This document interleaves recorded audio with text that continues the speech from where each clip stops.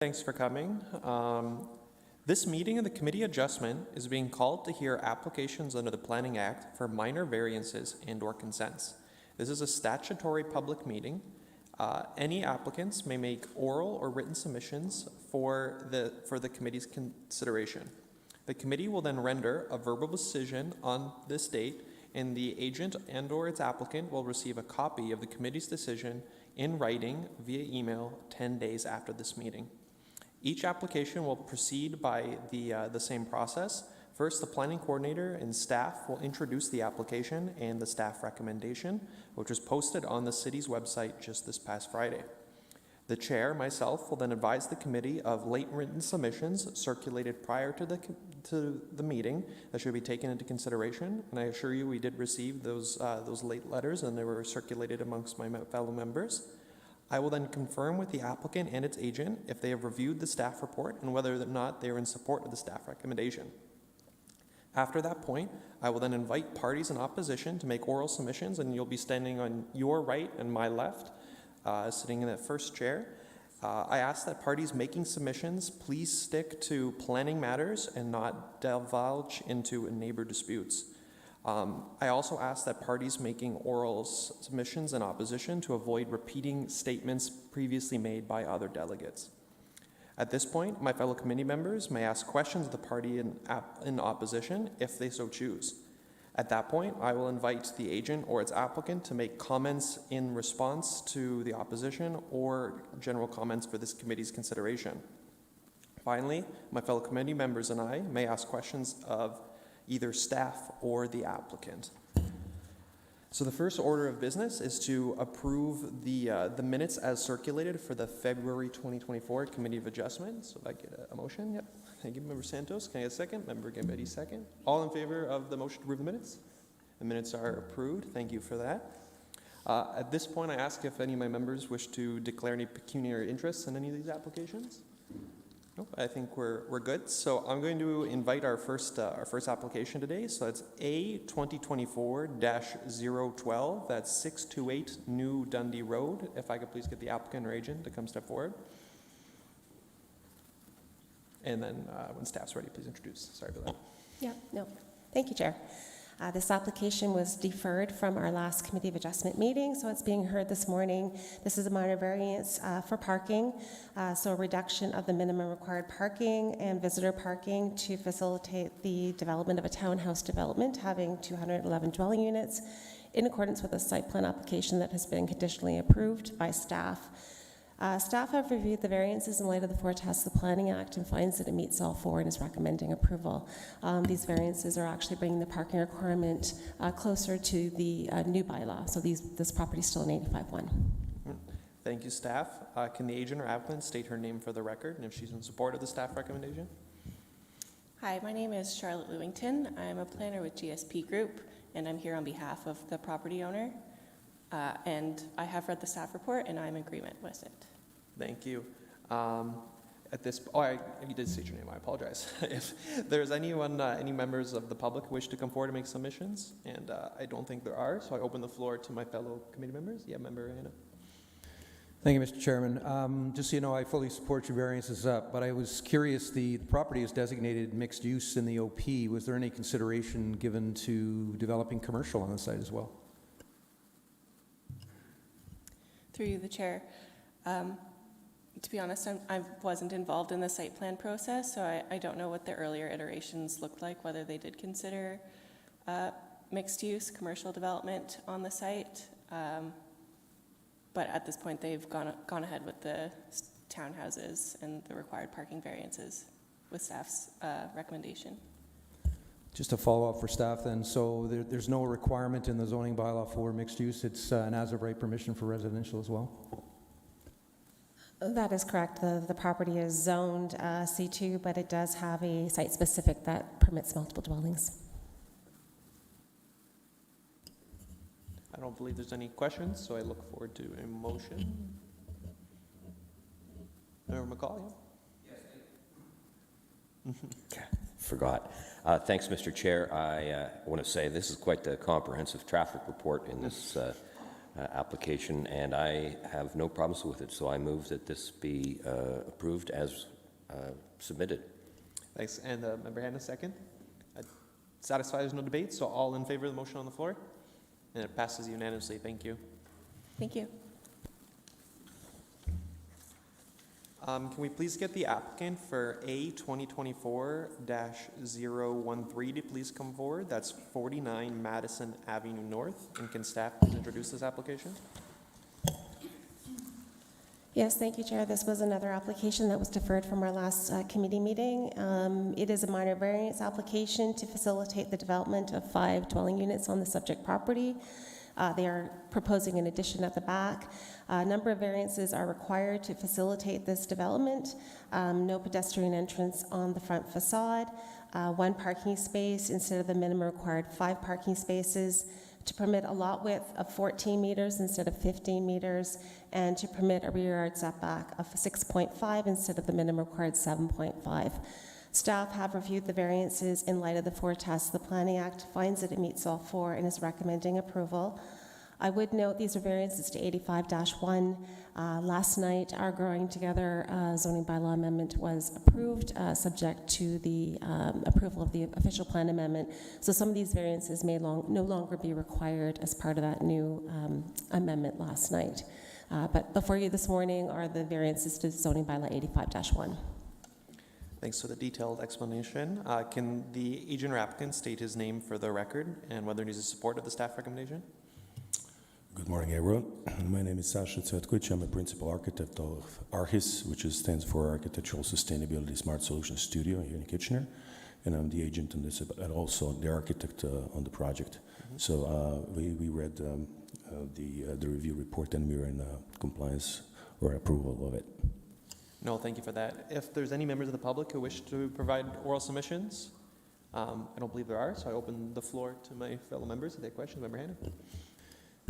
Thank you. Just this one's to staff, and I think you've partially answered the question, Tina. From my read of it, there would be no parking variance required under the new zoning bylaw, and there would not be a lot width variance as well. That is correct. So all we're dealing with basically is a rear yard, 1 meter, and recognizing the existing entry. That's correct. I fully support this application, Mr. Chairman. I'll be providing comments. Thank you. Further questions? Yep, Member Gambit. Yeah, I'm just a little bit curious of the plan because I did not see a second means of egress. Would you be able to, I know that's more of a building code thing, but it's something that I noticed. Could you be able to address that a little bit? Yes, you're 100% correct. This will be dealt with further down the road during the permit building application. Means of egress, there's means of a staircase, which is up to 4 units up, is compliant, so there shouldn't be any issues with the egress.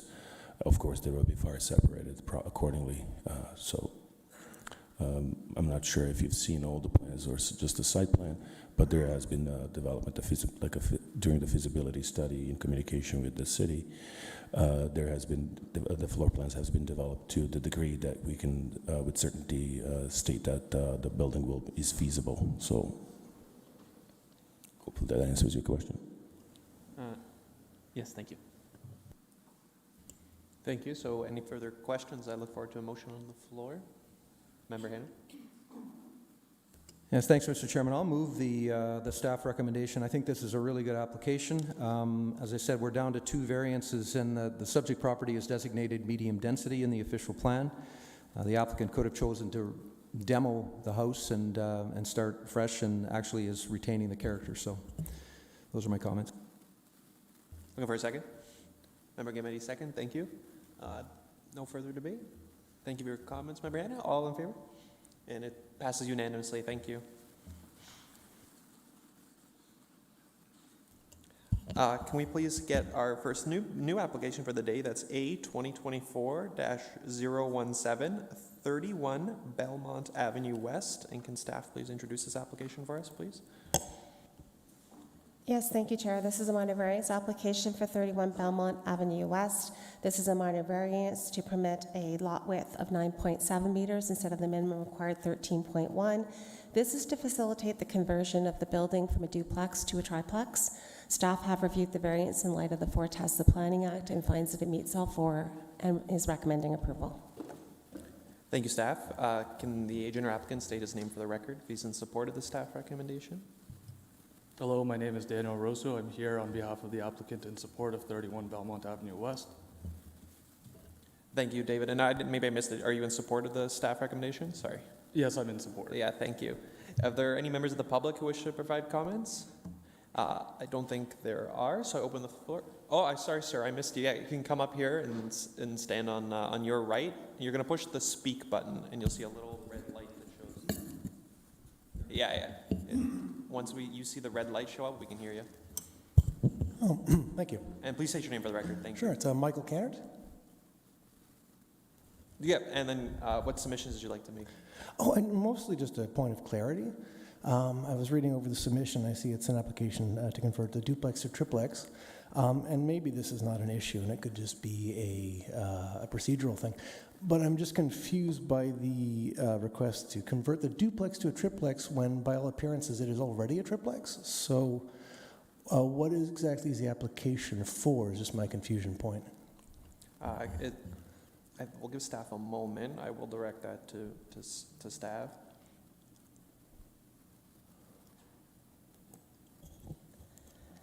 The application stated that the current use of the property is a duplex, and so they required the variance to convert it to a triplex. Thank you, Tina. Member Gambetti, did you have some questions or comment? From what I can see, my understanding of it is that they're not necessarily building anything new. So I guess there might be some internal changes, if any. Does that make sense? Yeah. Okay. Then would you be okay if the applicant or agent made some comments? Oh, absolutely. Yeah. Yeah, so I just want to know. Sorry, I'm just kind of confused because some No, people it's think there's another building being put up, or what exactly the status is, and I'd just like to be sure. So if you're more than happy to, we'd appreciate comment. Yeah, so it's a duly constructed duplex. It's currently used as a duplex dwelling.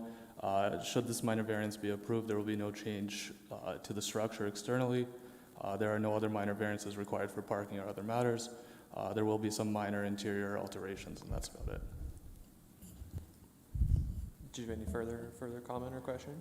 Oh, no, that's great. I wanted to know that. Just one other question is just for parking. If I'm just not sure what the minimum variances are. My only concern is that the adjacent unit has a similar setup, and it's currently got 3 vehicles parking there, but one of them is basically permanently parked on the lawn.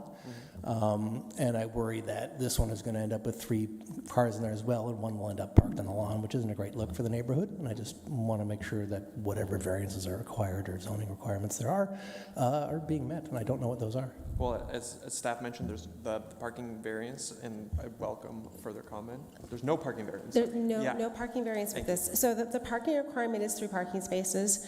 They can be arranged in tandem, and the applicant has provided a plan to show that there is 1 parking space in the garage and 2 in the driveway, so 3 in tandem. With the adjacent property, there were previous variances considered by the committee, I believe, last year. If there are cars parking on the lawn, I would suggest a call to by law enforcement. Oh, great. Well, that's all I wanted to know. Thank you very much. No, thank you. Sorry to trouble. Just to make sure, sir, there are no further questions. Oh, yeah, Member Hanna. Yeah, I've got questions either for the applicant or for staff. Having seen the site, I noticed the parking arrangement was slightly different than what your site plan's showing. You've effectively widened your driveway right over to the concrete sidewalk, which is flush with the driveway. So effectively, it's I think it's 6.3 meters. I think. No, it's close to 5 meters, 5.2 meters wide, which, from my perspective, staff doesn't meet the zoning bylaw. So can you clarify if the current situation does in fact meet the zoning bylaw? Yes, so currently there is an asphalt driveway which is compliant with the zoning bylaw. There is an adjacent concrete sidewalk which is not used for parking. I can comment on parking that as a current duplex, 2 units are currently rented. The one unit has one vehicle and the second unit has no vehicles. So I don't suspect parking will be an issue in this neighborhood, given the nearby bus routes and nearby amenities. Just to follow up, Mr. Chairman, you installed 2 concrete sidewalks leading up to the dwelling. In my estimation, the one concrete sidewalk that we're talking about was actually constructed to allow parking of cars side by side so you could move things in and out conveniently onto Belmont. Why did you construct 2 sidewalks? You could have had one and easily wrapped it around the porch. I'm just curious. So there are 2 sidewalks. One is leading to the entrance for the duplex, which is located on the right-hand side of the building. There's a porch on that side, and the sidewalk leads straight to the municipal sidewalk. The other sidewalk, which I believe you're referring to, adjacent to the asphalt driveway, is just to provide adequate space to open the car door and to walk to the steps to get into the first unit there. We find that with a more narrow driveway, there's difficulty walking, and you'll be walking on the lawn. It's in no way intended to be parked on. And the asphalt driveway is adequate for parking as per the zoning regulations. Okay, just to follow up for staff, just to clarify, the minimum or maximum, I guess, driveway width for this particular property is 50% of the size of the lot, correct? It is actually 40%, or 3.9 meters. Okay. When we go into committee, I have concerns with this application, so I'll make a few extra comments. Thank you, Member Hanna. I have some comments for debate as well, so I look forward to motion. Yep, Member Santos. I'll make the motion so we can open up discussion. So motion to approve as presented here. Yeah, can I get a second for the motion? Member Kennedy, second. I'll kind of steal the spotlight first. I'm in support of the application. It's just, I'm like the resident pointed out, I'm upset with the wide sidewalk that clearly my car can park on that, and I would park my car on that if I lived there, to be frank. And it frustrates me a little bit. I think it's not in the purpose of the official plan. So, Member Hanna, I think you want to chomp at the bit as well. Yeah, I'm chomping. Just so I think the committee is aware and also staff is aware, and just for the benefit of the public, I am a strong supporter of good intensification. And I like it when the character of the development is maintained with the neighborhood and the site will function well. And it clearly meets the 4 tests under the Planning Act if variances are being required. I'm concerned that we're going to set a precedent here to allow triplexes on basically 9-meter wide lots. There is clearly a subset of the development industry that are, I'm going to call it the intensifiers, that are out there and they're watching us. And I think it's going to be a very dangerous precedent if we allow this to happen. This particular property has intensified. It's done a really good job. It's got 2 units there where none existed before. I asked staff about the driveway width. I did the calculations of both sidewalks and the driveway, and I came up with 65% of the front yard of this particular lot is hard surface. The city has regulations in place, driveway widths, to try to avoid the scenario that we're seeing here today. If we allowed this to happen all across the city, the entire character of the city is going to change. So I don't think this is right, allowing a triplex on a 9-meter wide lot. Right now, the development, I think, is allowed for 13 meters. It's proposed, actually, next Monday to go to 12. But 12 meters still allows you to have a double driveway, and 50% of your front yard is landscaping. And I think we should stick to it. Thanks. Thank you, Member Hanna. Any further comments from Member Gambay? I'm wondering if there's anything we can potentially recommend, require, since it seems that the driveway is really the issue here. I'm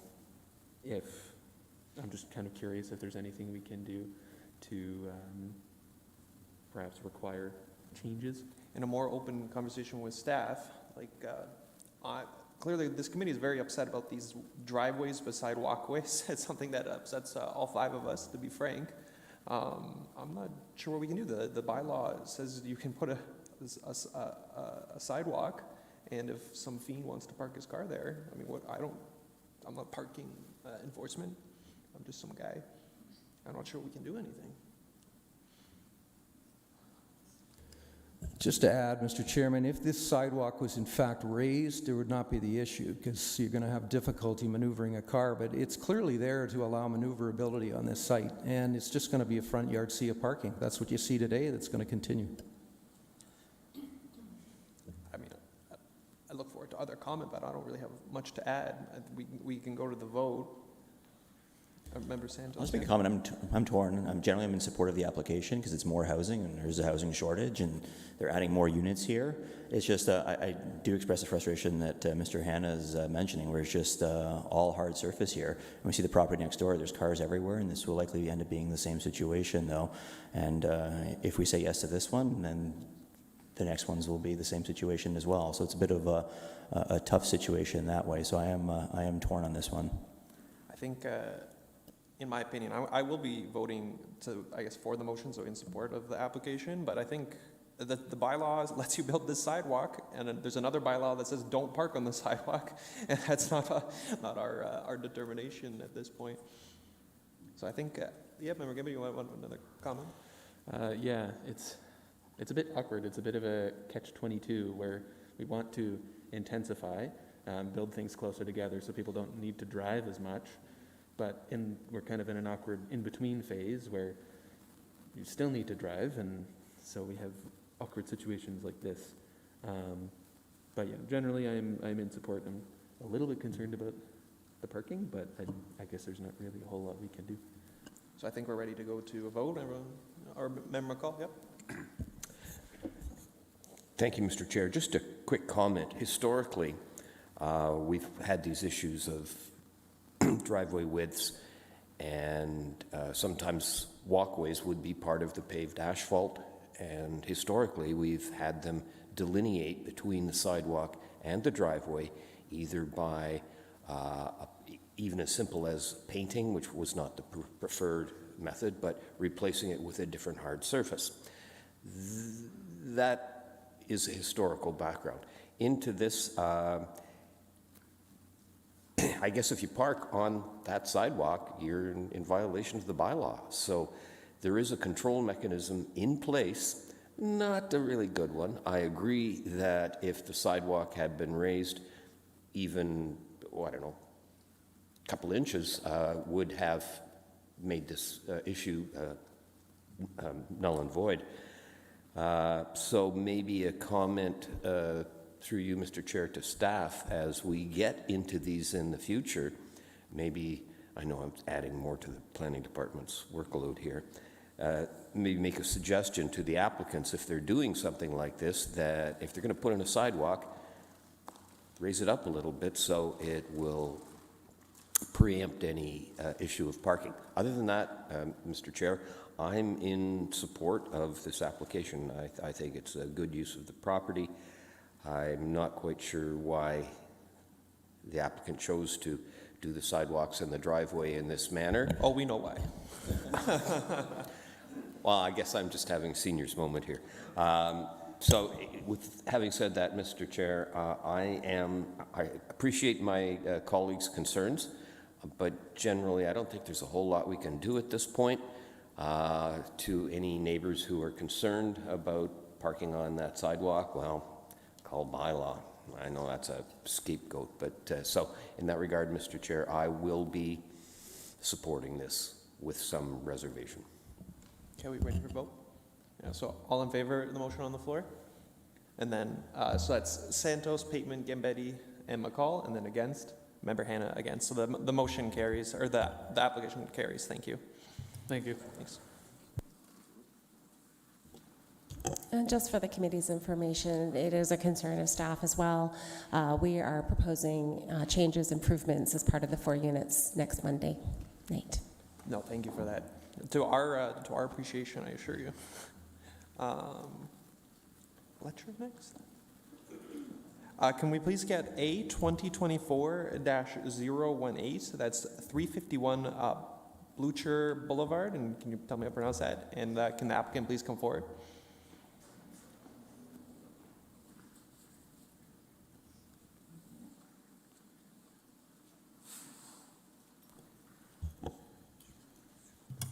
This is a minor variance application for 351 Bleacher Boulevard. It is a minor variance to facilitate the development of a detached additional dwelling unit in the rear yard of the subject property. There are 5 variances requested.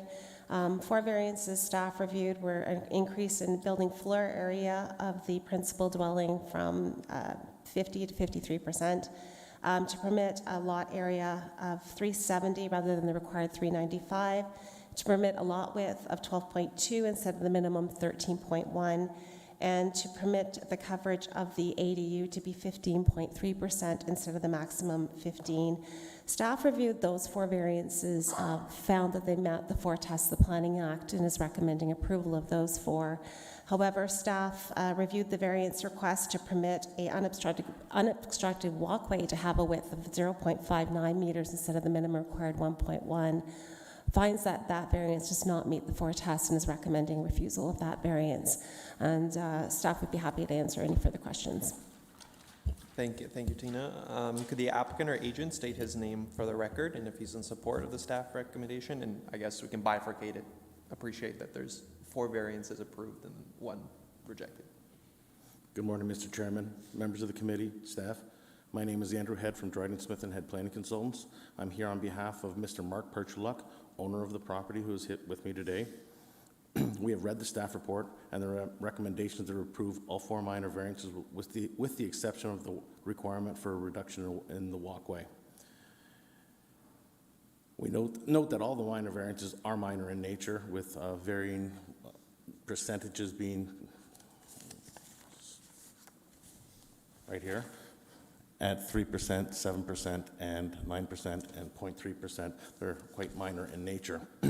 We also know that whoever moves in, we understand the necessity for access to the new dwelling unit is also being requested that we build a walkway around the property. The issue with the walkway is that nobody's going to use it. You know, we're going to build a lot of hard surfaces over top of grass property, and we are looking to have this included in the minor variance application. If emergency services called to this place today, it is understood that the doors to these cars will be shut, right? So if we have 0.59 meters of aisle width that is currently unobstructed by any parking, and then you have a parking stall beside it, when you get into your car and you open your door, right, you're still within that 2.6 meter width. If the door is closed, I checked mine today, it's probably about 67 inches or 26 inches or 0.67 meters, which gets us well above the 1.1 to 1.26 meters of access width. I fail to see the reason why we should build a walkway that nobody's going to use. Now, it's up to your discretion on what you choose for us to do, but I am in support of the application, but I would request at this time that you consider the access, not building redundant hard surfaces for no reason, because nobody's going to use this access. It's going to be a straight shot to the driveway. With the car door shut, emergency service will have the ability to get past the house and the car. At this time, I'd look for your guidance and request your approval on this application. Thank you. No, thank you very much for your comments. They're received.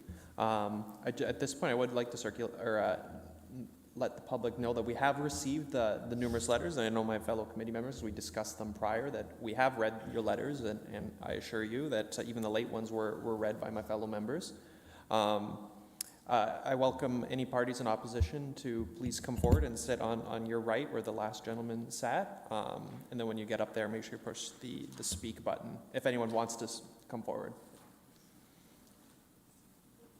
And ma'am, please just state your name when you speak for the minutes, please. And just while the members of the public walk up, I asked that your comments remain to planning matters and not neighbor dispute matters. I kindly ask that. Are all of these available? Here. Just if you speak, I just say, my name is Jane Doe. Thank you. I'm Anna. I'm the renter that's currently there. I have an issue with this because I'm still living there. That's my back space. I've been there for 2 years now. And that little space that's between the driveway where our cars, we already park it really close to Josh's side. So there's no room. We have to park with a door that opens there. There's not enough room. I'm literally walking like this, and that's a hazard for when emergency firefighters come with their equipment. That's going to be an issue. No, thank you. Did my members have any questions of the public? No? Did we make any further submissions? Yeah, I have the backyard's filled with my kids' playground, their rock climbing, the shed, my barbecue, my patio stuff. It's my space there. No, I truly appreciate that. My fellow members also know I am a renter as well. Trust me, I understand. I encourage you that I remind you that this is the Committee of Adjustment, not the Landlord-Tenant Board, and I think that'll be my comments. I think that's would be all I can provide at that point. We can't deal with Landlord-Tenant Board matters, unfortunately. There's not enough space there to build an extra walkway there on the driveway. Member Gamay, did you have something? Yeah, looking at the width for that walkway, the requirement is just over 1 meter, which is comfortable, but proposing about half that, that's like this wide. It's less than 2 feet. My concern is maybe there's enough space for vehicles, but if someone buys a big pickup truck and parks it there, I don't think there's going to be space. Yeah, I'm largely concerned about the walkway, as staff have already indicated. I'm really sorry to hear that if this goes through, you would be losing backyard space. If there are other members of the public, I believe you guys can also make comments. You can just press the button. Hello. Thank you, Committee of Adjustment, for being here. I know this job is difficult. I understand the work and the municipal work. So thank you for having us and letting us practice our democratic rights for speaking up. Building new developments at 351 Blucher. I live adjacent at 350 Blucher. Building new developments in backyards changes surrounding the aesthetics and the privacy that people are attracted to. I've been recently moved here 3 years ago, and this neighborhood was an absolute dream. We noticed that there was a property at 112 St. Vincent, which I believe is owned by the same owner or the owner and his partner. So it does seem like a venture that they've worked out with each other, where there's almost the same ownership, but not quite. That one was passed, but I respect the building because it was facing a curb-faced sidewalk. It had a driveway, then the additional unit. And this building made sense, but we have to pay attention with the devil in the details. We have to put a close eye into these, because if we approve certain things, we just start cramming buildings together. So I don't think the idea of cramming 351 Blucher, I cannot support that. No, your comments are received. And no questions? Yeah, Member Hanna? Just to clarify for me, you are directly across? I think I heard 350. Yes, through you, Chair. I live at 350 Blucher. Okay, thanks. Thank you. Yes, sir. Just state your name and make sure the little red light's on. No, wait, sir. Press the speak button. Yeah, I know it's confusing. Yeah, you're good now. Yes, my name is Joe. I just want to say I've never seen the level of arrogancy and incompetence of the owner of 351 Blucher Street. He didn't even have the decency to tell these people what he was planning on doing. They just woke up to a sign on their front lawn. So I looked at their rental agreement, and I believe the onus is on the owner to explain exactly what they're allowed to have. So if you have a garage and you don't want the renters to use the garage, you would say in the lease, you are not allowed to use the garage. Now, in their rent lease, they rented the whole house, and it's an assumption, a normal assumption, that you would get the backyard, and that is a lease agreement. So he'd be breaking that lease agreement right off the get-go. So at this point, I'm recommending to these people who rent it to put their rent in escrow until this is rectified in court.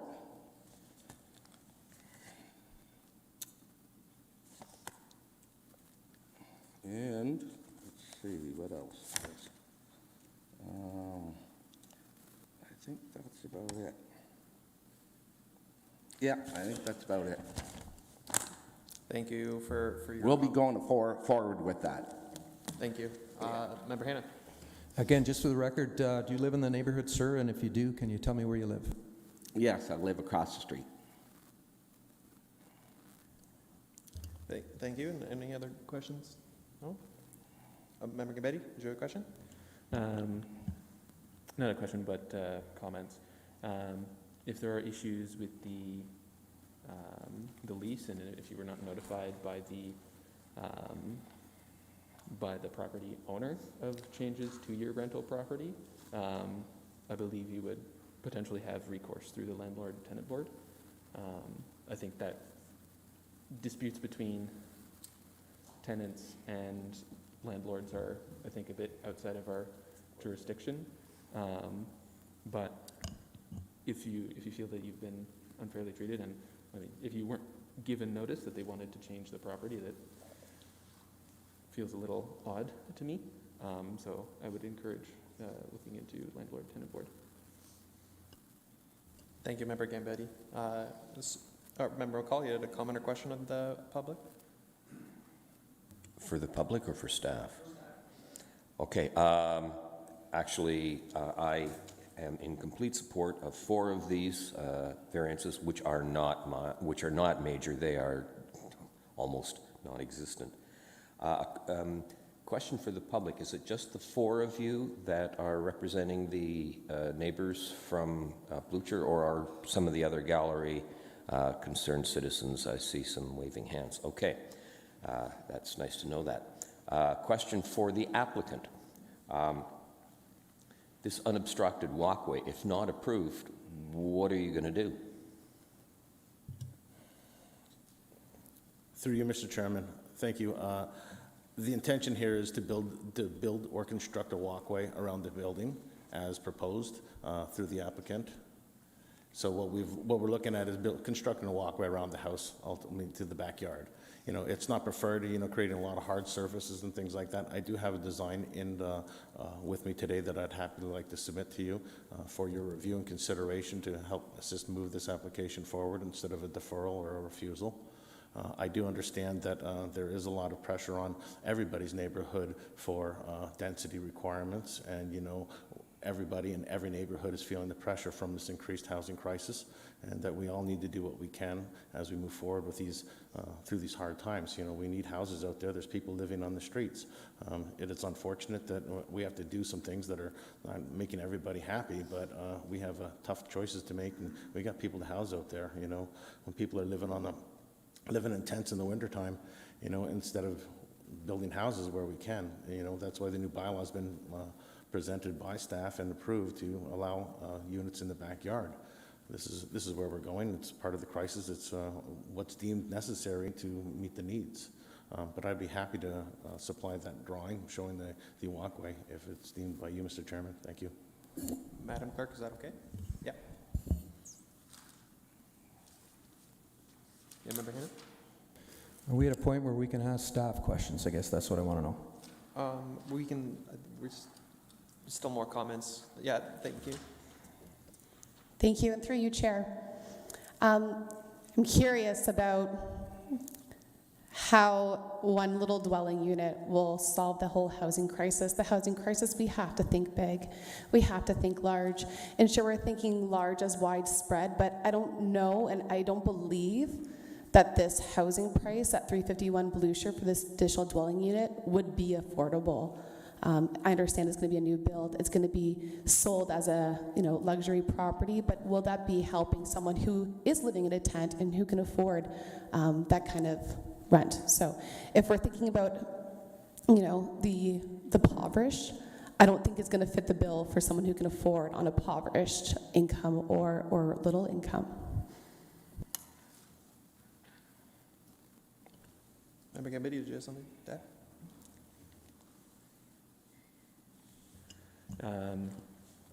I suppose it's unfortunately one of those things where we've built out a lot of cities across North America to be fairly sparse. There's a lot of suburbs, and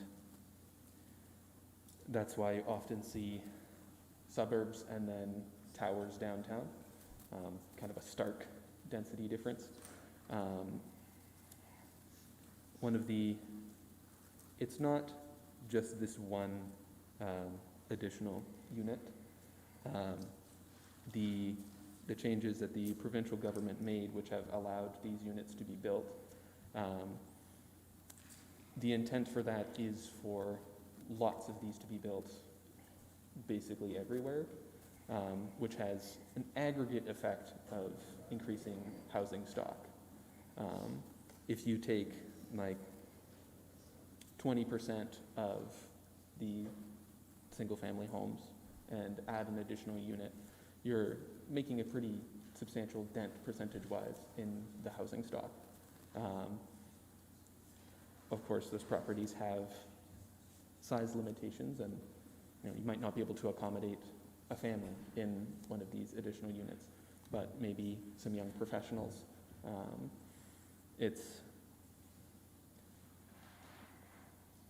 Combating the housing crisis is definitely this is not a silver bullet, that's for sure. Yeah, sorry if I'm rambling a little bit. Does that answer your question? It does answer my question, but I don't agree.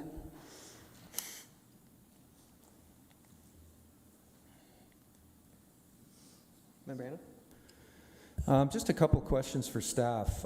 Next Monday, Council is going to be dealing with the enabling 4 units, which are going to provide changes to make things easier to do intensification on properties. My question is, if the committee in its wisdom were to support this application, and I'm not going to be one of them, just to let you know, will this applicant be allowed to construct a second story on this particular unit?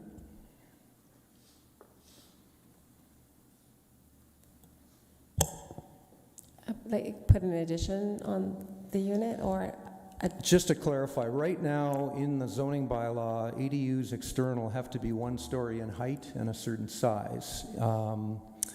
What is being proposed is allowing to go to 80 square meters no matter what, and a second story. So I'm just wondering, if we approve this in its wisdom, the committee approves it, will they be allowed as of right to put a second story on this and go to 80 square meters?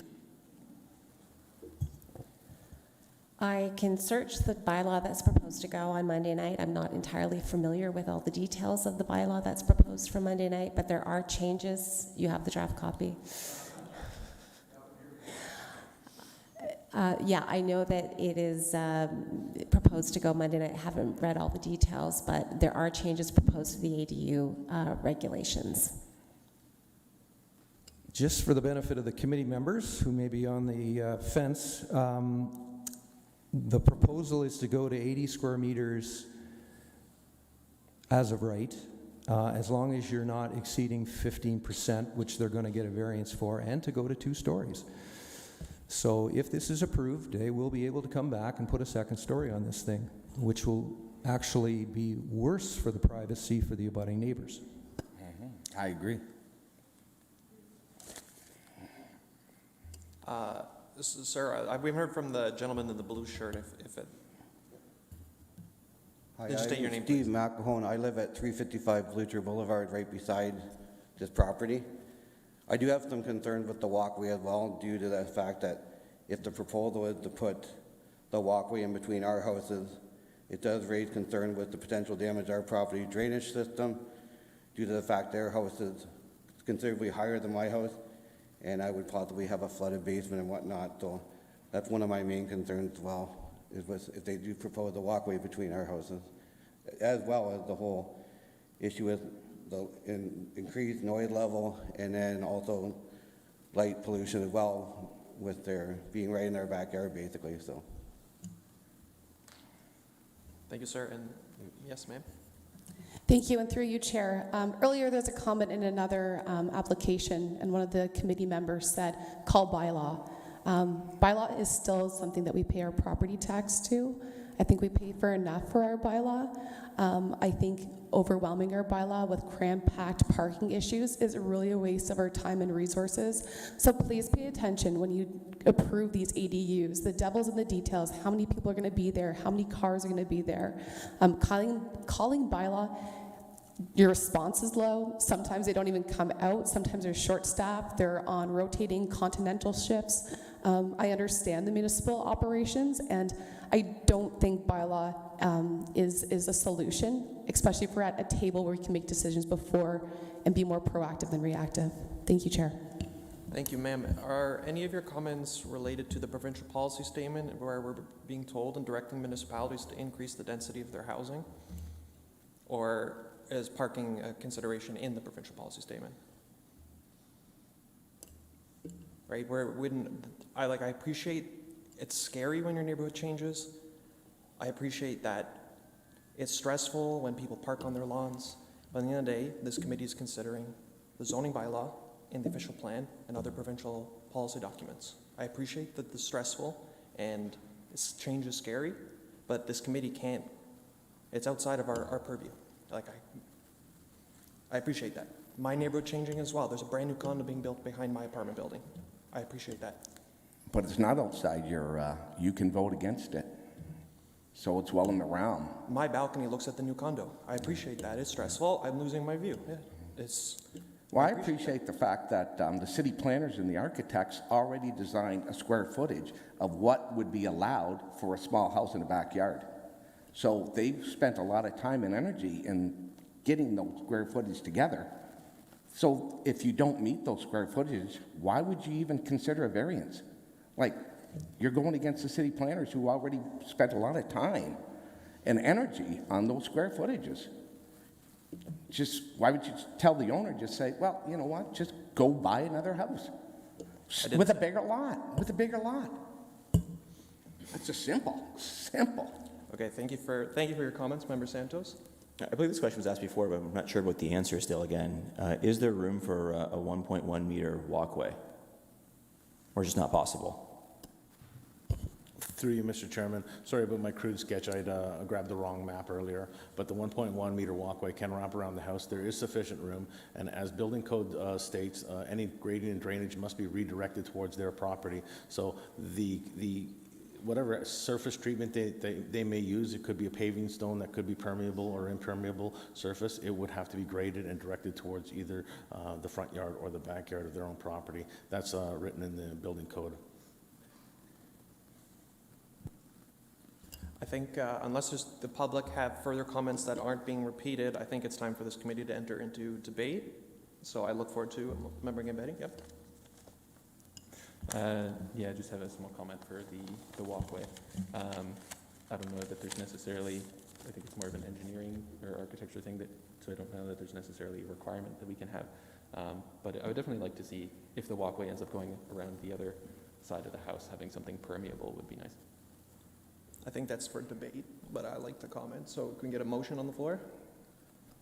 Mr. Chairman, if I could ask one more question of staff, just for the benefit of the residents, before we put the motion on the floor.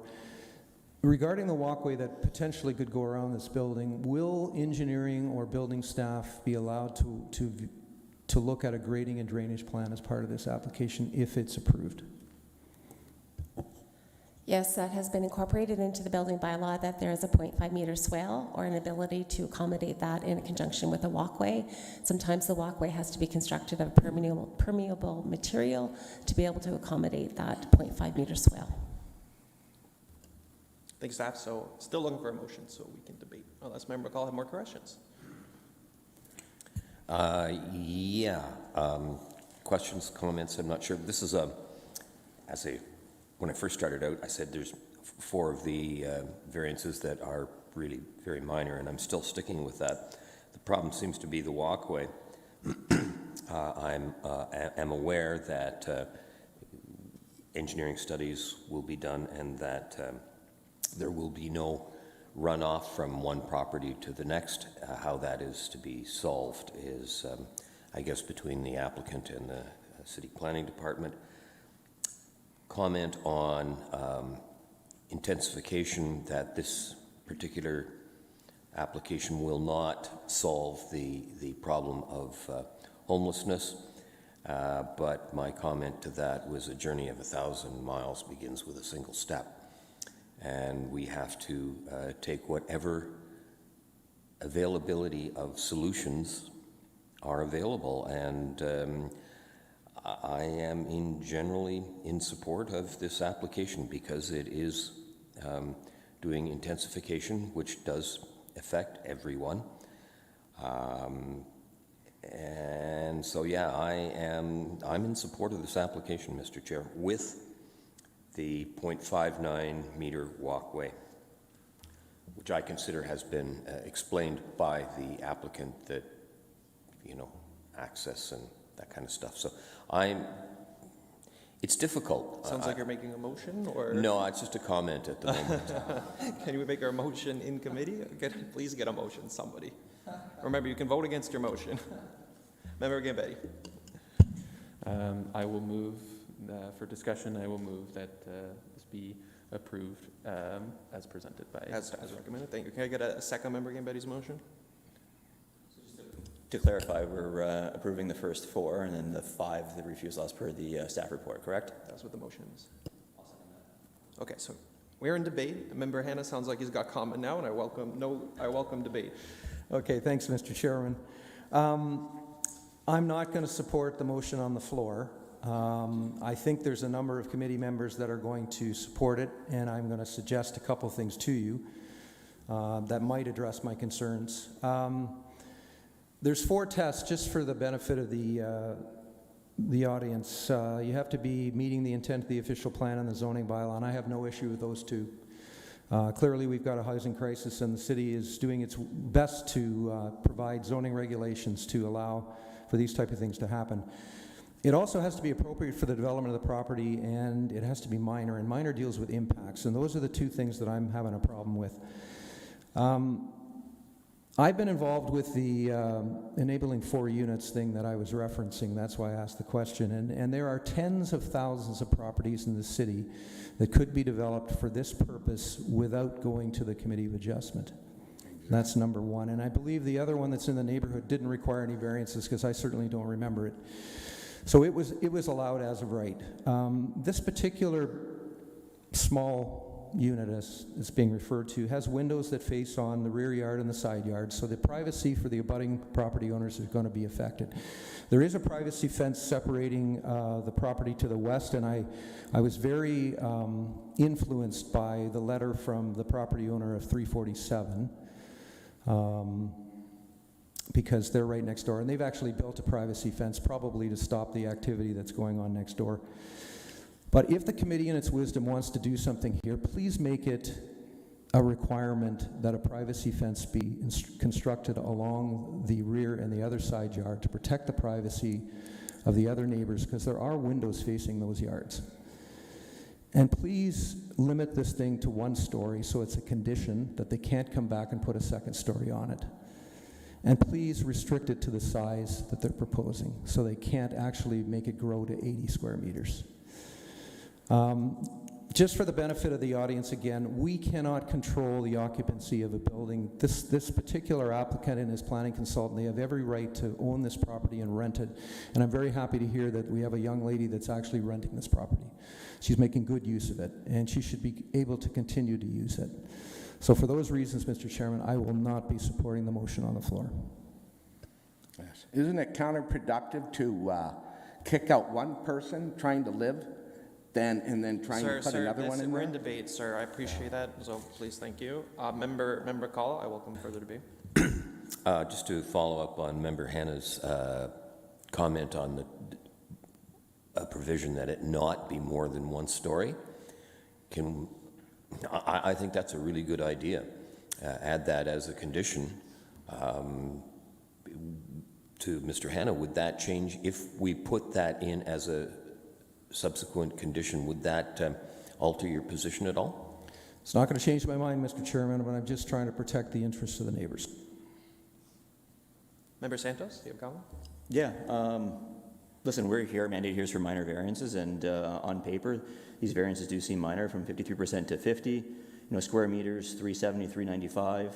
You know, 15.3, which regarded 15%. But like Member Hannah, I don't love this this project here, just because of the impact it has on the neighbors. And what I always struggle with is just thousands and thousands of properties where you can do this as of right. And it's always a frustration for me that when we're trying to squeeze in additional units in other places where maybe they don't really quite fit well.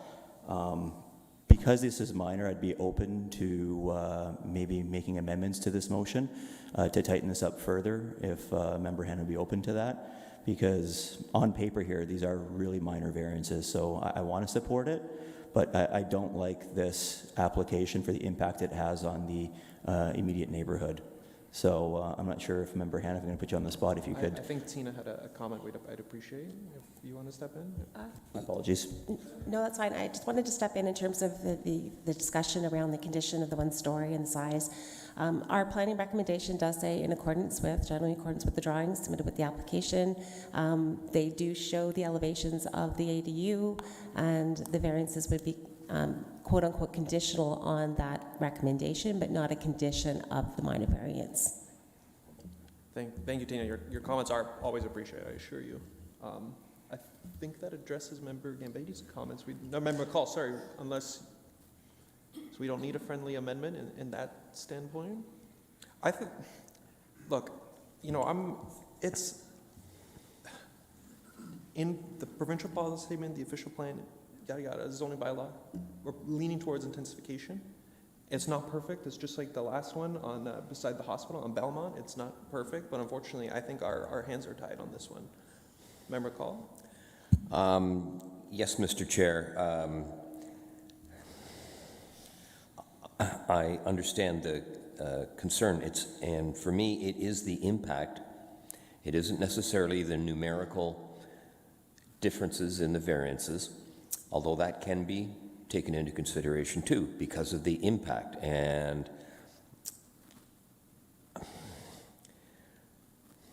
I'm sitting on the fence on this one. As I said, 1 through 4, I have no problem with. But it's this walkway that is somewhat challenging on how to deal with it. I think generally, just to let my committee members know, I'm going to side with supporting this application, despite, as our chair said, nothing is perfect. And we have to figure, that's why we have this committee, is so that we can go through these little, sometimes not so little, challenges with each individual proposal that comes forward. So as nothing is perfect, I'm glad to hear through staff that it will be done generally in accordance with the drawings provided, which will then limit this to a 1-story ADU, which is addresses Mr. Hannah's one of his concerns. So that's just my comments, Mr. Chair. It's a difficult one, and that's why we're here. Member Gambetti? Yeah, just a couple of quick comments. If needed, I would definitely support a friendly amendment. It sounds like we don't really need it because it's based on the drawings. But just a quick question for staff addressing the walkway. So I believe you might have already answered this, but engineering studies for drainage and whatnot, that will have to be conducted for if the walkway is moved to the other side of the house. Before that can be done, they would have to get approval from engineering, I think? Yeah, that would be done through the building permit process. So we have an amendment to the building bylaw which does require the 0.5 meter swale or to accommodate drainage at the side of properties. So that is a requirement and a review through the building permit process. And sometimes that involves constructing a walkway that's permeable to be able to accommodate that drainage. I also, in terms of the recommendation, and I would suggest another friendly amendment. The drawings in the recommendation only refer to the drawings or the site plan prepared by Andrew Head. I would also recommend that the recommendation say in accordance with the elevation drawings or the ADU drawings by Fine Line Design be also in the recommendation. So in accordance, generally in accordance with drawings prepared by Andrew Head and the Fine Line Design. And I can provide the date of the drawings as well. Okay, so I think if I'll steal the spotlight, I think we'll, instead of doing a friendly amendment, why can't we just fail the first motion and then do a second motion with the amendment? That was going to be my question, Mr. Chair, because the should ask the clerk. You should ask the clerk if that's okay. Sorry, I'm sorry. I keep cutting you off. I guess, as it stands on the floor, just so you clarify it for me, it is to approve this, the 1, 2, 3, and 4 variances, but not to approve the reduction in the walkway width. So I just wanted to clarify that, and Mr. Chair, if you think we need some further advice from our esteemed clerk, well then I think if any more advice is going to be good. Yeah, so you can fail the motion or make an amendment. I'm not sure what we should do. Through the chair, the amendment would have to be voted on first. However, if you guys would prefer to vote on the recommended approval and the recommended refusal separately, you are welcome to do so, but I would require a second mover and seconder as well. Okay, well, I think I like the Madam Clerk's recommendation. We make a motion to add the Fine Line Design and then vote on it with the Fine Line Design. Does Madam Clerk understand that? Yeah. So will that need a friendly Motion, amendment? yeah. No, it'll need a motion. Motion to, Tina, can you recommend your recommendation? Can you state your recommendation again? Thank you, Tina. I can. So in the part of the recommendation where it says generally in accordance with drawings prepared by Dryden, Smith, Head, and planning consultants dated January 22nd, that should also include and drawings prepared by Fine Line Design dated October 2023.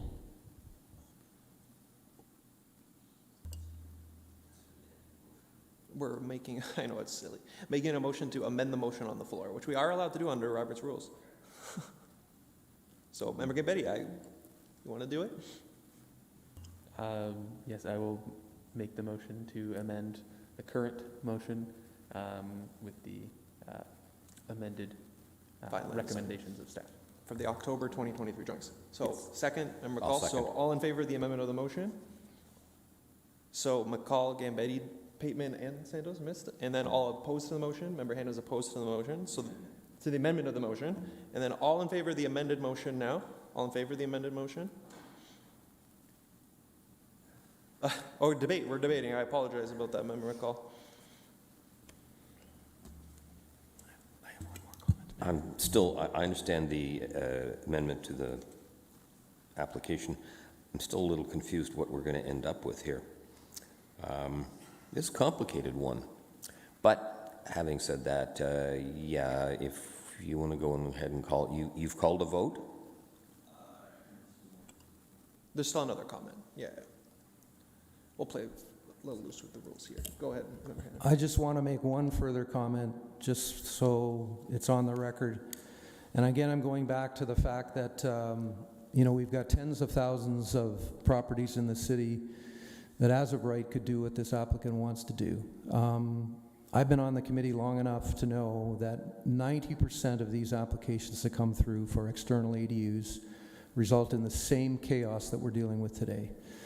And the development industry is watching, and I think we need to send a message. If you want to do this kind of stuff, this is not going to solve the housing crisis. External ADUs is not going to do it. All it does is just create chaos in the neighborhood. There will be impacts from this. It's a small property. It doesn't meet the size. It's got life safety issues that they have to go around the property. It's going to end up with more paved surface. You got windows facing yards. You got new regulations coming into effect that probably will allow this guy to go bigger. We need to turn it down, guys. We do. I know I'm going to lose, but we need to turn it down. The staff has pointed to direct policy in the official plan, and I can list off PPS sections as well that ADU is encouraged. So I think it meets the official plan intents. Mr. Chairman, we're going to agree to disagree. I've put on the record that from an intent of the official plan and zoning bylaw, I get it. But from appropriate for the development of the property impact, it fails. If it fails one test, it fails. I misunderstood your comment. I think it meets all 4 tests personally, but I misunderstood your comment, Member Hanna. I apologize. Vote, Member McCall. Just a quick question, Mr. Chair, and maybe staff can answer this. There is going to be a new bylaw come through on Monday. If we turn this down now, can the applicant then reapply for the variances under the newly approved bylaw by council? Yes, the applicant would have the ability to make a new application. They could make an application to this bylaw again, choose to amend this bylaw, or wait until Monday and make another application. So they have the freedom to do that. We would review the variances in light of the applicable bylaw.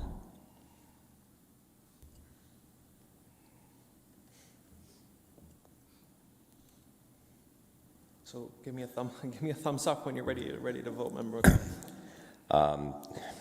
Thank you, Mr. Chair. So if I understand this correctly, the bylaw that will be passed on Monday, a lot of these variances applied for would not need to be applied for. I don't have the specifics of what's going to be approved on Monday.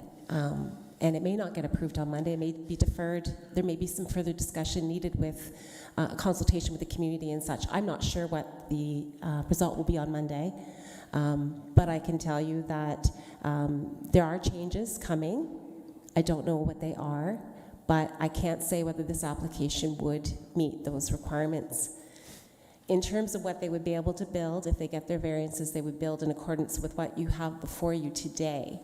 It doesn't mean that they would be able to alter that and apply those variances to the new bylaw and construct something different. I think maybe that's where you're going with it, in terms of if you approve today and there's changes on Monday, that gives them the ability to apply those variances to the new bylaw. No. So I'm thinking we're at a position where we could maybe impose conditions today that the applicant wouldn't need to even apply for on Monday. So we're in a position where we can strengthen, or actually the other way around, reduce the potential impact. If Monday goes through and no one has a crystal ball to guarantee what council's going to do, but I think we're in a position that if we pass this today, we would be imposing conditions that will lessen the impact on the neighborhood that may not exist next week. So I think we need to move now. That's my thoughts. No, always appreciate it, Member McCall. Tina, did you have another comment? Yeah, I can jump in again. In terms of what you're looking at today is to approve the ADU that is shown in the drawings by Fine Line Design. The changes that would happen Monday are not going to change that 15%, the lot area, the lot width. Some of those things are just not going to change on Monday. So it's not going to facilitate something more than what you have before you today. So in terms of the recommendation, it is in accordance with the drawings that have been submitted. Those variances apply to those drawings. If that changes on Monday, they will be back before the Committee of Adjustment if they want to do something different. So I think we got to vote on this, guys. For vote? Okay. So all in favor of the motion on the floor, as amended by Member Gambetti and recommended by staff. Thank you, Member McCall. All in favor? So McCall, Gambetti, Pateman, and then all opposed, Santos and Hannah. So the motion carries as amended. Thank you. We've been at it for a while. Did staff or members need washroom or water? Everyone okay? Like, just honest question. Okay, so we're going to go on to the next application then. Falconridge? Sorry, my notes are all... Yeah. Can we get A 2024-019 please come forward? That's 50 Falconridge Drive. And can staff please introduce this application? Yes, this is a minor variance application for 15 Falcon Ridge Drive. It's a minor variance to legalize an accessory structure in the rear yard of the subject property. The structure has a underside height to the fascia of 3.7 instead of the maximum permitted 3 meters. Staff have reviewed the variance in light of the 4 tests. The Planning Act finds that it meets all 4 and is recommending approval. Thank you, staff. Can the agent or applicant state her name for the record and if she's in support of the staff recommendation? My name's Kirsten Doty. I'm the owner of the property, and I am in support of the staff recommendation. Thank you. Are there any members of the public who wish to provide comment? I don't believe there are. Did any of the applicants, or sorry, any of the staff members want to ask questions? No? Yeah, Member Santos? So this was just already built and already exists, and just someone noticed it, and now we're looking to legalize it? Yeah, it might have been a neighbor complaint. I'm not quite sure how. And then bylaw got involved, and here we are. There's no opposition right now, though, to this, right? No, that's what's weird about it. Okay, can I get a motion then? It sounds like there's no further questions. Member Hannah. Yeah, I'll move the staff recommendation. This is clearly a minor variance. Thank you, Member Hannah. Second. Member McCall got his hand up first. Member McCall second. It's minor, especially whoever made the complaint didn't bother to show up. So that's my comment. All in favor of the motion on the floor? And it passes unanimously. Thank you. Thank you.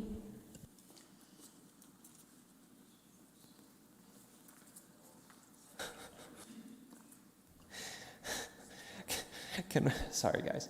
Sorry. Can we please get the agent or applicant for A 2024-020? That's 499 Forest Hill. Please come forward, and can staff introduce this application? Yes, thank you, Chair. This is a minor variance application for 499 Forest Hill Drive. The application is to facilitate the conversion of the single detached dwelling to a duplex. It requires the legalization of an existing parking area, an existing driveway. The garage is not adequately sized to be able to provide the required parking space, so there is a variance to permit the legal parking space to be 3 meters from the street line instead of the minimum 6 meters.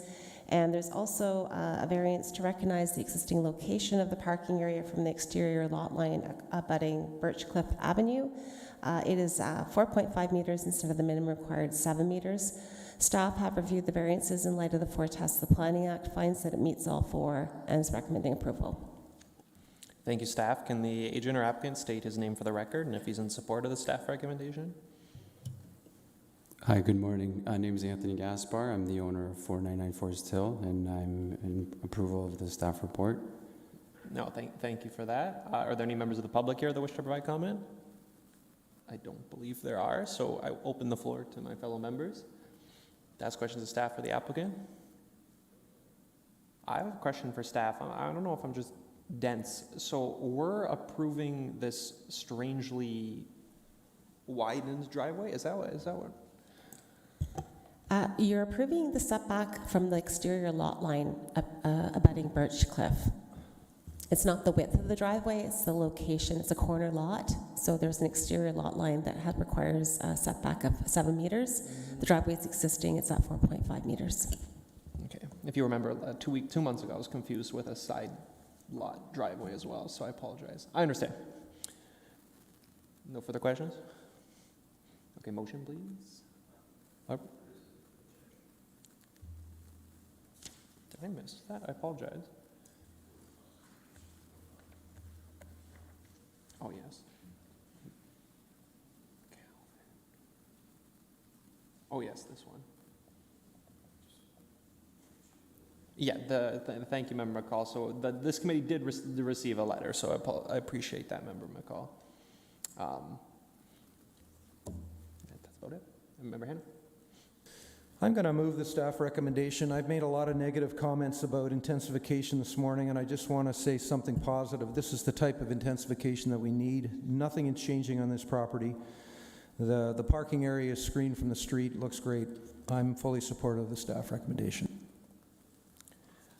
Thank you, Member Hanna. Was that a motion? That was a motion. Okay, oh my goodness.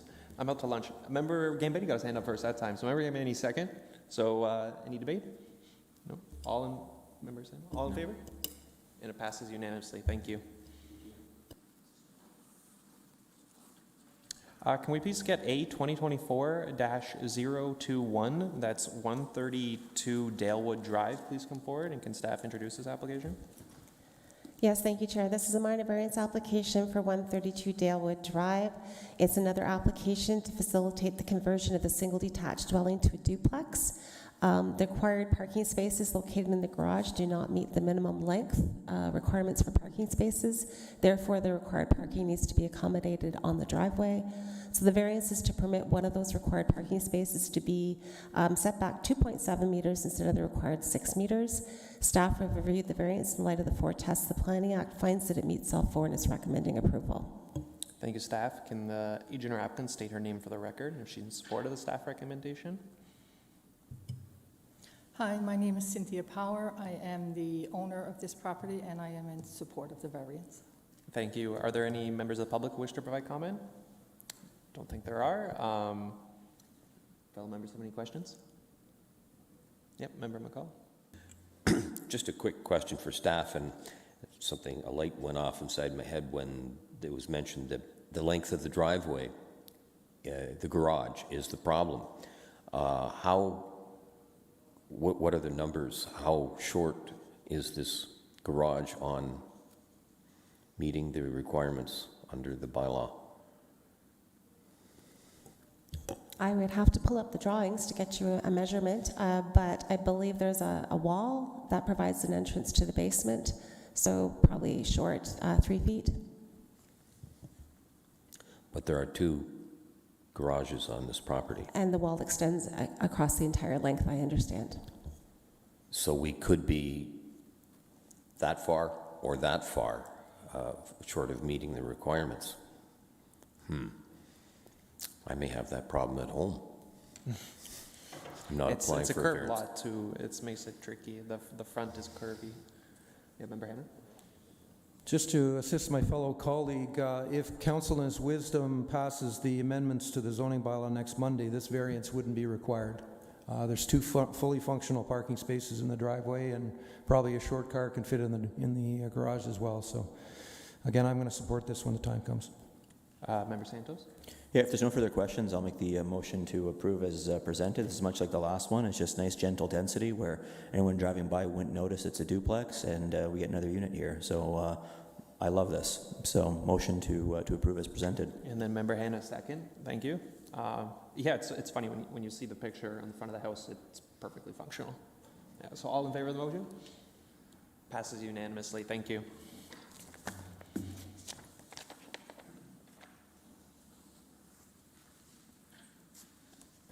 Can we please get the applicant for A 2024-022, that's 167 4 Far Avenue, to please come forward, and can staff introduce this application? Yes, thank you, Chair. This is another minor variance application for a similar variance for 167 4 Far Avenue. Again, the garage does not meet the minimum required length for a parking space. Therefore, one of the required parking spaces needs to be accommodated on the driveway, located 0 meters from the street line instead of the required 6 meters. Staff have reviewed the variance in light of the 4 tests of the Planning Act, finds that it meets all 4 and is recommending approval. And yes, as Member Hanna has said, this requirement is proposed to be amended with the 4-unit amendment next Monday, hopefully. Thank you, staff. Can the agent or applicant state his name for the record and whether he's in support of the recommendation? Hi, my name is Puneet. I'm the owner for 167 4 Far Avenue. I am in support of the opinion stated by the staff on this, but I have a few questions on the conditions imposed by Metrolinx. Right, so first of the condition states that they want an environmental easement from operational emissions, and the second condition states that they also want an amendment in the title stating that there will be no objection to any kind of future developments they do. So my question around this is that how can a company like Metrolinx can ask for easement on any wrongdoing regarding environment from the owner? As in, I think the residents always have a right to raise questions if they're doing anything which is against the environment, sustainability of the residents. I just want a little broader picture on it, because if I sign this, probably down the line 10 years they construct anything damaging the environment nearby, I won't be in a position to, as in, counter them. No, thank you for that. So if my fellow members let me rant for a second. Metrolinx is a statutory agency. They're allowed to request, so that means the province has given them the ability and the power to request municipalities impose easements on certain properties and other conditions. This committee is not obligated to we're not forced to put that easement on the property, and I almost assuredly tell you that you don't have to worry about it. Okay. Member Hannon. Just going to clarify too, and staff have not recommended those conditions? So this is an unconditional support? Okay. Okay, the conditions are being recommended, but staff have not included them. Okay. So how will it impact my application? You'll see in debate. You'll be very happy with this, don't worry. So can I get any questions, or we can get a motion? Yes, and just to clarify, even if staff did recommend the Metrolinx easement, that doesn't necessarily mean this committee would pass. No. The environmental easement. Not that I'm saying we don't agree with staff. Well, sometimes we don't. So yes, Mr. Chair, sorry for rambling. I move that this be approved as submitted. And can I get a second? And Member Sando second. And just for the applicant, this means the Metrolinx isn't. It's not happening. That request isn't going on your property. Just to be clear. Okay, thank you so much. No problem. So, all in favor of the motion on the floor? And it passes. So thank you. Thank you so much for your time, guys. No problem. It was an excellent question. Trust me, it's confusing. It's a very good question. Thank you. Yeah. Can we please get the agent or applicant? I'm sorry, I didn't get you. Sorry about that? I think you're saying something. It's just because you're proximate to the railroad. That's why the Metrolinx asked for that. Oh, on Fort Far. Okay. All right. Thank you so much. No problem. Have a good day. You too. Can we get the agent or applicant for B 2024-004? That's 546 and 548 Peach Blossom Court. And can staff please introduce this application? Yes, this is a consent application to sever 546 and 548 into two individual lots. It's to facilitate the individual, so that each half of the existing semi-detached dwelling can be dealt with independently, so it's currently under construction. Staff have reviewed the consent application in light of provincial, regional, and city policies, finds that it meets all of those and is recommending approval subject to conditions. Thank you, staff. Can the agent or applicant state his name for the record and if he's in support of the recommendation? Good morning, Paul Florica from Klondike Homes, and yes, I support the staff report. Thank you. Are there any members of the public? I don't think there are. Any questions of the applicant or the staff? No? So look forward to a motion. Member Hanna? First of all, I want to thank the applicant for constructing first and coming back to seek severance afterwards. We run into problems, and we may see that later on today. This is a fully functional semi-detached dwelling, good infill, and I fully support staff's recommendation. Second is Member Yes, I will second that. It's nice to see exactly what we're going to get before we actually have to approve it. So yes, I second it, Mr. Chair. Thank you. No debate. All in favor of the motion on the floor? And it passes unanimously. Thank you. Thank you. Yeah, have a good day. Can we finally get to our last application for the day? That's B 2024-005. That's 680 Frederick Street. And can I have staff introduce this to a very packed court, please? Or packed house, I mean.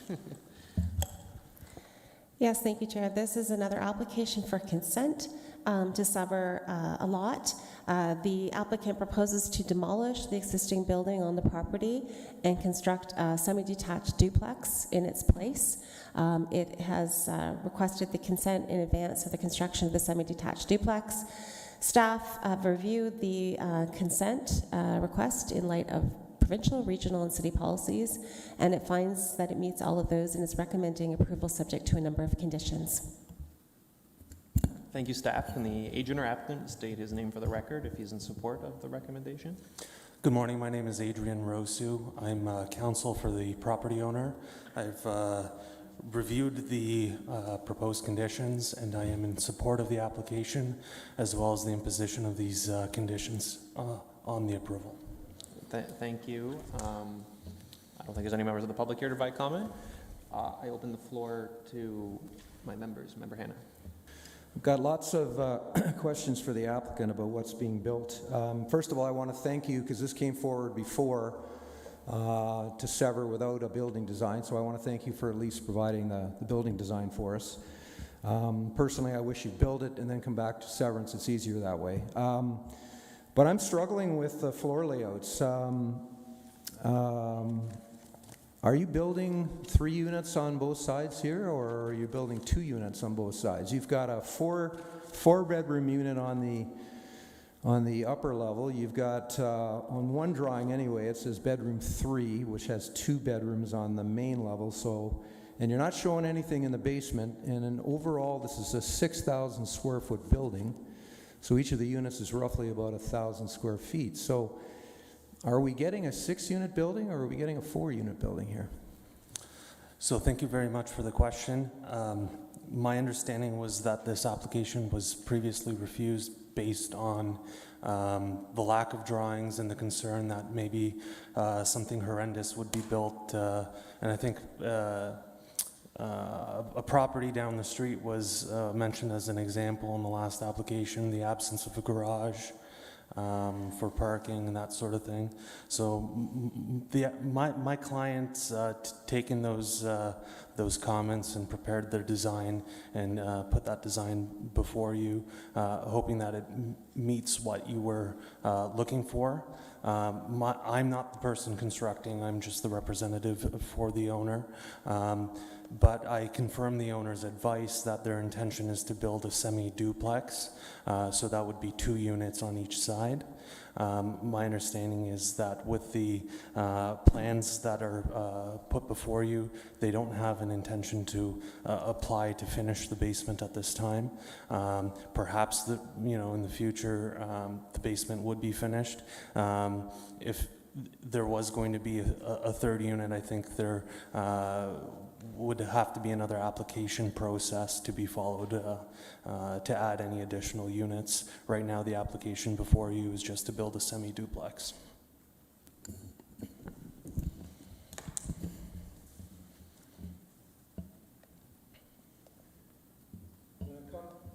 When it comes time to debate, so again, I want to clarify one more thing. So why does the one drawing show a 3rd bedroom on the main level, and then the next one is kind of fudged and it says bedroom 1?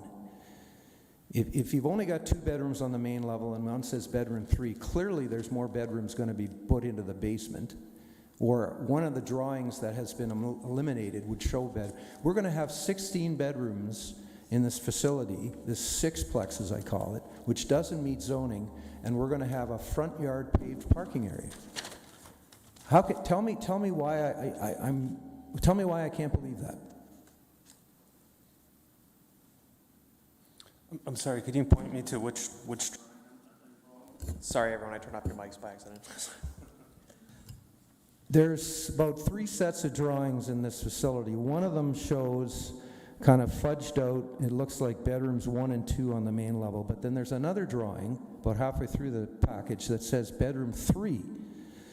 And there's only 2 bedrooms in that unit. So the unit must have a 3rd bedroom downstairs, or just looking at the layout, it's clear that you could probably modify the front entry and create a 3rd bedroom or a 3rd unit which has a walkout to the basement. This particular property is only 7.5 meters wide. How are you going to accommodate parking? I'm looking at a ground floor plan, and I'm seeing 2 bedrooms labeled bedroom 1 and bedroom 2.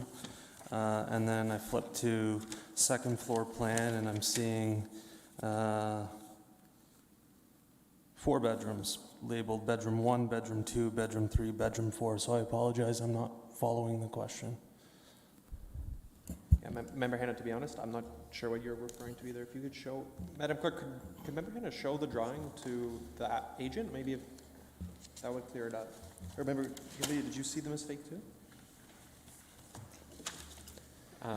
I just wanted to, I guess, comment on my understanding of the plans. Is that all right? Yeah, I welcome it. Because I welcome it. Yeah. Thank you. Yeah. So it looks like the front entry goes straight back into the unit at grade, and then there's stairs going up to the upstairs unit. It looks like there's also a side door, which has a few steps and technically connects to the ground floor unit. That side door provides access both to the basement and could be a second entrance to that ground floor unit. So it's possible that at a later date, because there are 2 doors there separating the stairs from the grade unit, they could potentially turn that basement into a 3rd unit per side. So that cleared up. So I apologize, Member Hanna. Thank you. I was confused too. Do you see my issue? I see 2 bedrooms labeled here on typical. Both labeled bedroom 3. Both labeled bedroom 3. That just appears to be a drafting error to me. It might have been because one of them is labeled 3 on the second floor, and on the main floor it's labeled bedroom 1. But to me, it appears just to be a labeling issue, a typographical error. I'll have more comments when we go on to committee, Mr. Chairman. Into debate. Yeah, don't worry. Go to debate or further questions? I'll make the motion to approve as presented. Oh, sorry, I apologize. I had a question of staff. You know, Member Hanna brings this up quite frequently, but when city staff put in the policy from the official plan that discusses consents, I don't read it that we have to know what's being built. I just see that are in conformity with the zoning bylaw and minor variances being granted. I'm not sure why we have to know exactly what's being built. And when I'm looking at sub-policy A, so 17, E20, whatever, and then A. Have I always been interpreting that section wrong? No, we do have a policy. I'm just going to track it down. Yeah, of course. Thank you.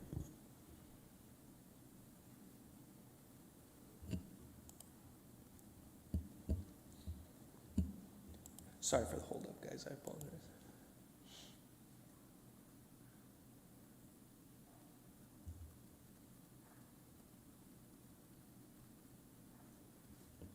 Of course. Yeah, my understanding, and perhaps I'm mistaken, staff can correct me. My understanding is that this application is just for the consent, so just for splitting the lot. And because I guess the proposed use, like because it's a consent, they're not really asking for a proposed use, zoning variance. If they want to put in a 3rd unit in the basement, they might require a separate application for that, and that might be what they're planning to do. But I think that would be a separate thing from splitting the lot.